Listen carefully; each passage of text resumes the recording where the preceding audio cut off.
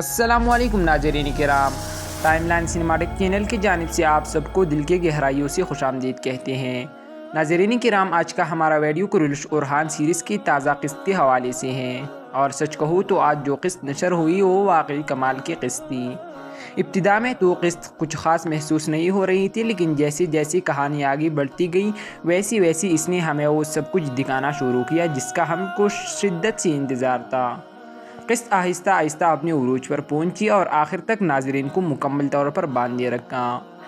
سب سے پہلے اگر بات کی جائے تو آج کی قسط میں فاطمہ خاتون اور پلادیوس کی کہانی کو جس خوبصورت اور مضبوط انداز میں پیش کیا گیا وہ قابل تعریف تھا۔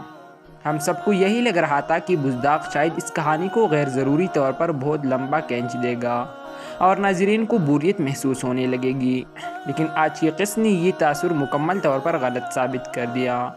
فاطمہ خاتون نے سب کے سامنے نہایت صاف اور دو ٹوک انداز میں یہ اعلان کر دیا کہ وہ عید بئی سے شادی کرنے کے لیے تیار نہیں ہے، اور اسی قسم میں پلادیوس نے انہیں پروپوز کیا جسے فاطمہ خاتون نے قبول بھی کیا۔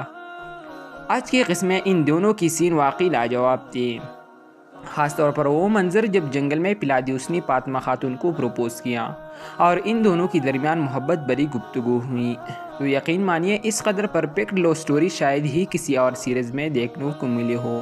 ان کا اسکرپٹ ہی کچھ ایسا ہے کہ مداح ان کی سین کو اسکپ کرنے کا سوچ بھی نہیں سکتے، یہاں تک کہ بہت سی ناظرین کو یہ جوڑی خود ڈرامے کی ہیروز اورحان اور نیلوفر خاتون سے بھی زیادہ پسند آنے لگی ہے، جو کہ اپنے آپ میں ایک بڑی بات ہے۔ اس قسم میں جرگتائی اور سپاہی والا سین ہم سب کے لیے کسی ایڈوانس گفٹ سے کم نہیں تھا۔ جرگتائی کا یہ کہنا کہ اگر پلادیوس کو بھی اس طرح کی طرح صحیح راستہ مل گیا تو وہ ایک بہترین جنگجو ثابت ہو سکتا ہے، اس بات کا واضح اشارہ تھا کہ پلادیوس کا اسلام قبول کرنا اب زیادہ دور نہیں، چونکہ جرگتائی خود اسلام قبول کر چکا تھا، اس لیے اگر پلادیوس کے ساتھ بھی یہی سب کچھ ہوتا ہے تو واقعی مزہ آ جائے گا۔ آج کی قسط کی پلادیوس والی مناظر سے یہ بات صاف ظاہر ہو جاتی ہے کہ آنے والی وقت میں پلادیوس اورحان کے اسکواڈ میں شامل ہو سکتا ہے۔ ویسے بھی اگلی قسم میں ایک نہایت بہت بڑی جنگ ہونے والی ہے جو اورحان اور ہیکٹر کے درمیان ہوگی، کیونکہ اس جنگ میں ہیکٹر کو شکست کا سامنا کرنا پڑے گا، اس لیے وہ سیدھا برسا کا رخ کرے گا اور وہاں کی کمان سنبھالے گا۔ اس کے آخر میں ہیکٹر کو یہ بات بھی واضح طور پر معلوم ہو گئی کہ پلادیوس نے اس کے ساتھ غداری کی ہے، اس لیے اب پلادیوس کے لیے برسا جانا بھی ممکن نہیں رہے گا۔